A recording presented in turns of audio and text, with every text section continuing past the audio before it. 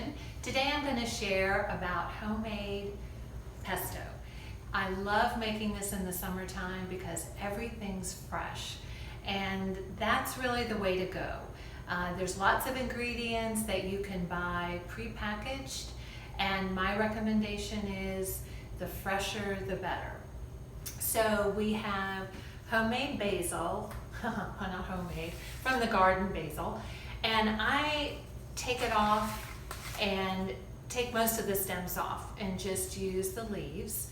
And then the same with the parsley. You can see I've snipped it down to the very edge so there's not many stems to it. The parmesan, I got this fresh in a block. I know there's jars and there's different kinds of containers, but I recommend getting a block of parmesan and grate it. The garlic, same thing. It's easy to scoop it out of a jar, but I would recommend pressing all fresh garlic. It just adds such great taste.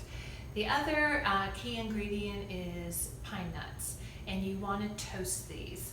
So I like to use a flat pan, and it's kind of like when you make toasted bread in the oven under the broiler. You don't want to leave it alone because once they get cooking, they brown fairly quickly. So this is the comparison. You can see the toasted pine nuts versus just out of the package.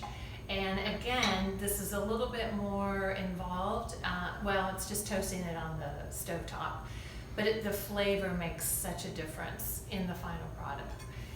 So I also want to recommend that you get all of your ingredients ready before you start, and then that way you don't forget anything, and you can just add it one after the other. So I tend to add most of the basil as the base in the processor, and then kind of mix up the rest of the ingredients.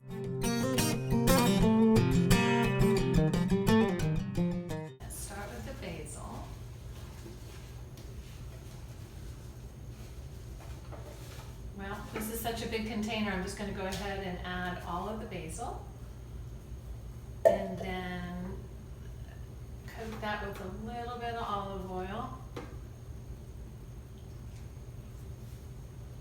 Pine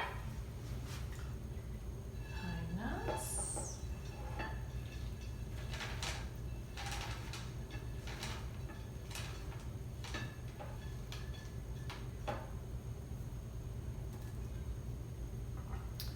A little bit of the parmesan.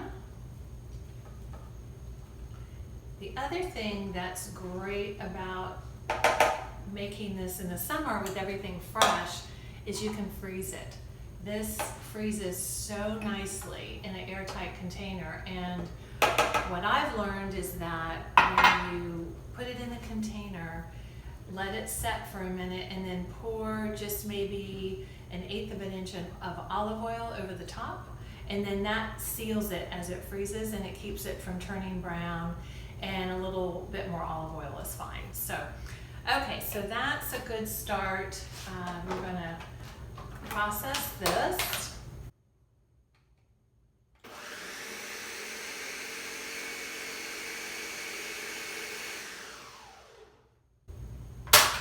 So all that chopping and preparing, and this goes pretty quick. Okay, so I'm going to add the rest of the parsley and parmesan.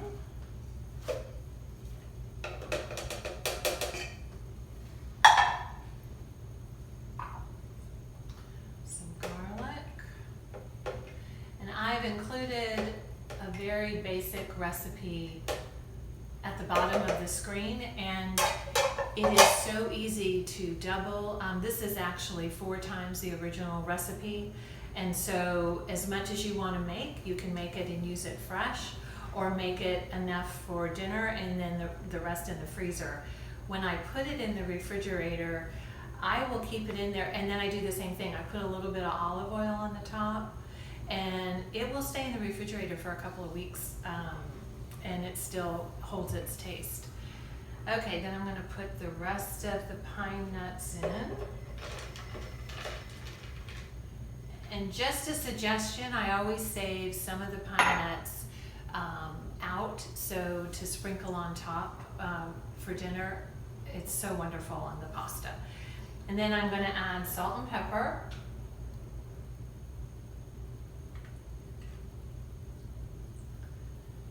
And because Bob and I like a little bit of kick to a lot of the things that we eat, I sprinkle in a little bit of cayenne pepper. This is totally optional and not much, like a sprinkle around the top will give it a nice flavor. And then the rest of the olive oil.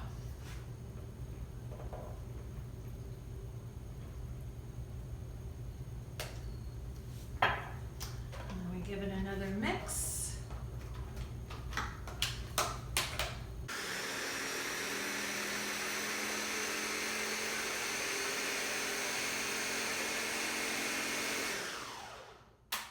And that's all there is to it. Let me get this cleaned up and I'm going to show you two more things.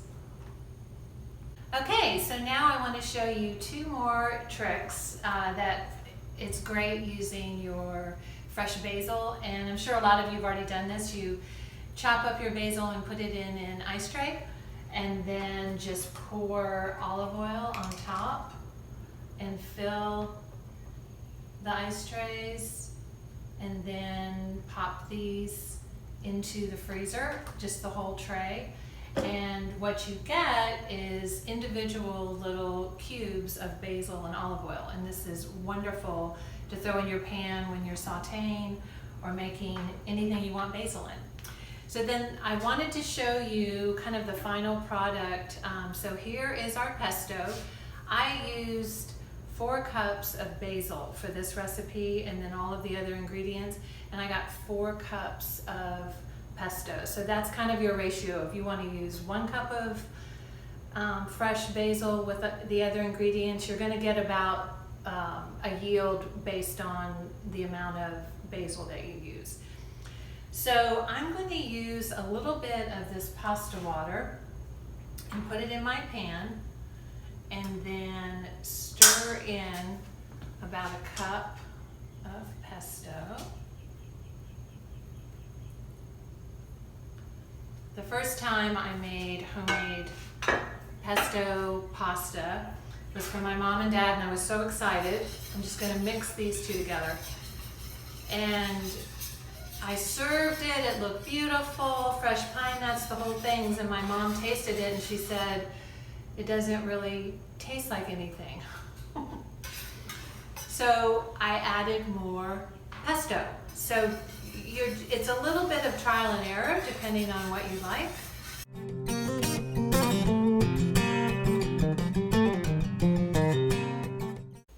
Okay, so I wanted to show you, so I've got the pesto and a little bit of the pasta water in here, and now I'm going to add the pasta into the pan and mix it together. And this really is, if this is your first time that you're going to make it, a little bit of trial and error. I've come to where I really want to taste the pesto. So you just add as much as you like and mix that up.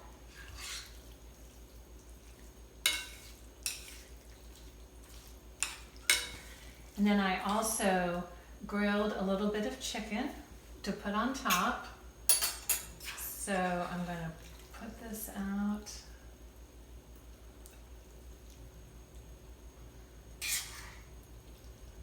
It's not pretty. And then a few pieces of chicken on top. And then as hard as it was not to eat the toasted pine nuts, I did save some nuts to go on top. And a little bit of Parmesan. And just for color, some fresh tomatoes. And you are ready for dinner.